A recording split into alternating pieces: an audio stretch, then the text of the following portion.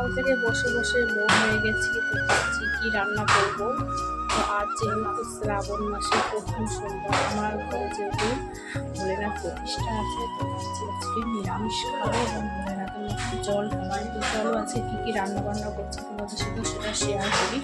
তো সোমবার, শ্রাবণ মাসের প্রথম সোমবার, তো আজকে রান্না বান্না করেছি। দেখুন এখানে আলু ভেজেছি, কুমড়ো আর উচ্ছে ভেজেছি, পটল ভেজেছি, আর এখানে করেছি আমরা দিয়ে, এই দেখো আমরা দিয়ে ডাল করেছি, মসুর মুগ ডাল করেছি, আর করেছি দেখো এখানে রান্না হচ্ছে সমস্ত রকমের সবজি দিয়ে, কাঁঠালের আটি দিয়ে একটা নিরামিষ তরকারি করেছি।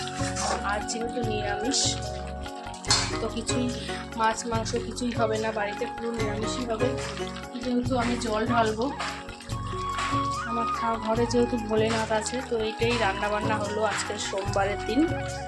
তো কারা কারা আজকে শিবের মাথায় জল ঢালবে অবশ্যই তোমরা কমেন্টে জানিও।